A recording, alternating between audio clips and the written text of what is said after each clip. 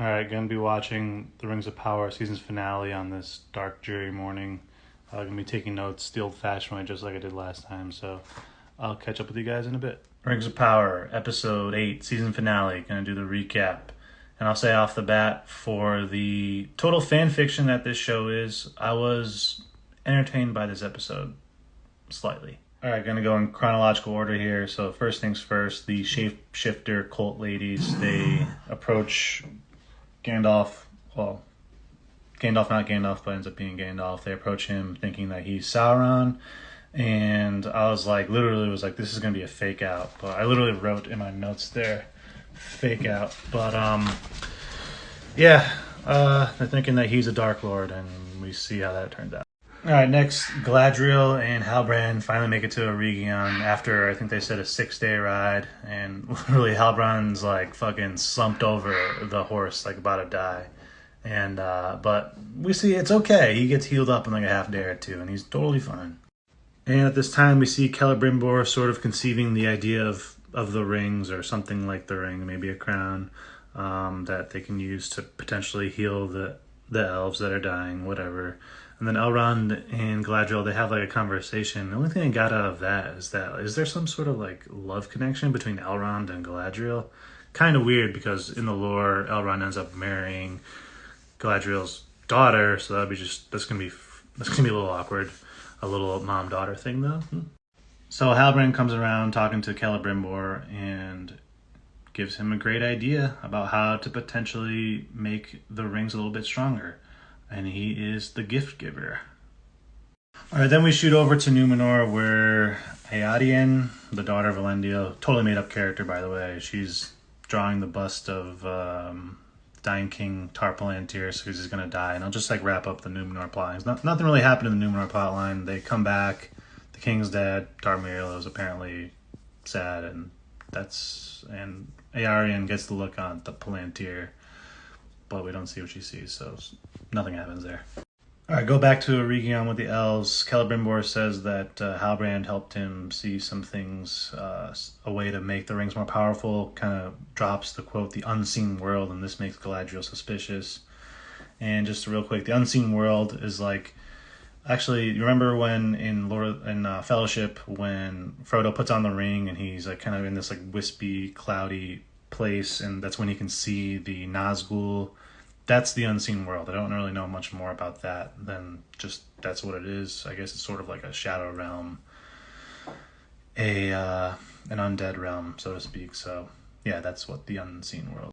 Female Frodo and the other Harfoots, they catch up to Gandalf and the cult ladies, and they hatch a plan to try to free Gandalf, but it doesn't quite go their way. And we see Gandalf realizing that he's good, and the cult ladies call him an Astari, which means the wizards. And yeah, so, and also there was some moment where I remember when one of the ladies was stabbed in the foot and she kind of screamed. It kind of reminded me of the sound of the ring race in Lord of the Rings. So I'm like, oh, are these the ring race? And finally, Gandalf attacks the cult ladies and kind of makes them disappear into the unseen world, it seems. And it seems that they're like the Nazgul, similar to how Frodo saw them when he put on the ring. And, it seems that the leader, the one that looks like Eminem, she appears to have had a crown on her head, it seems. So maybe the Witch King, Amazon taking the term Witch King and, making that character seemingly like a non-binary, gender fluid type character. Yeah, clever, Amazon, clever. And RIP to my man Sadak Burrows. I actually really like that character, and I actually got a little teary-eyed when he's just coming to peace with his death. An old man who faces death with a smile, shit like that. Just gets me in the feels. Then Galadriel finally confronts Halbrand face to face, asking him like, "What's up?" And we see Halbrand become full Sauron the Deceiver, pretty much saying like, "Look, you could tempt her. You could be the powerful queen. I can, you can help me stay good, and we can rule together." And Galadriel does see this as kind of feigning being good, but really just being a tyrant. And yeah, and I thought the whole scene where Sauron's trying to deceive Galadriel into joining him, I thought it was fine. Again, for the fan fiction that this is, I thought it was fine.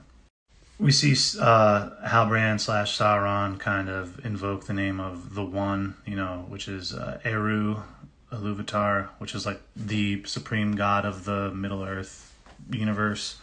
And he kind of says this, he was trying to heal the world, but I don't know if that's. I think the right way to interpret that, I hope, is that he's just, I'm just trying to do good. Yeah, not really though. You just want to be a tyrant, but if they interpret this that he actually was trying to, serve his penance in a way by trying to heal the world, I don't like that idea for Sauron at all.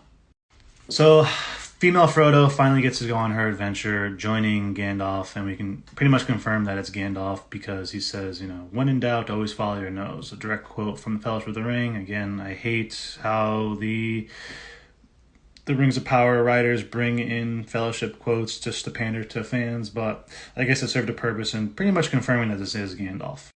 And the idea of Gandalf going to Rune, this makes me think that they're combining the idea of the Blue Wizards, who, they may not have the rights to write about the Blue Wizards. I'm not sure if they appear in the Lord of the Rings or the appendices, but there were these other Astari that went to the Far East, to Rune, and, I'll give them credit for an artistic choice, giving that role essentially to Gandalf instead of, these two characters that, that would be hard to create, essentially, because Tolkien didn't really go into too much detail about them.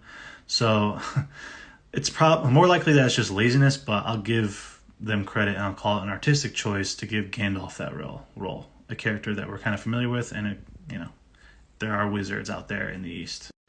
Back in Eregion with the elves, Celebrimbor says that you need some fine silver and gold from Valinor.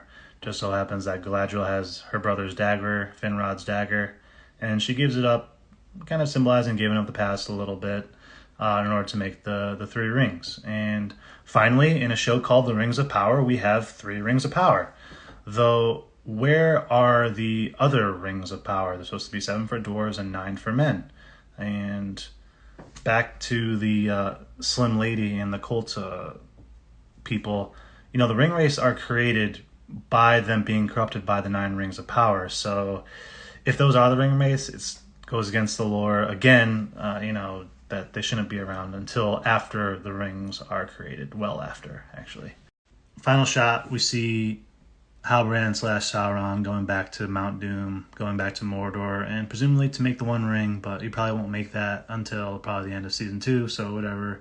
But for this single episode, I thought it was slightly entertaining, so it was better than the last few, I think. I'm thinking that I'll probably do an entire season review at some point, just kind of get all my thoughts, kind of go into more of the lore discrepancies, things like that. I'll hang back for this episode a little bit on those things that kind of don't line up with the books and the lore, but yeah, that was episode 8. Again, not terrible. Actually, I'm Team Sauron, Team Halbrand. Let's go.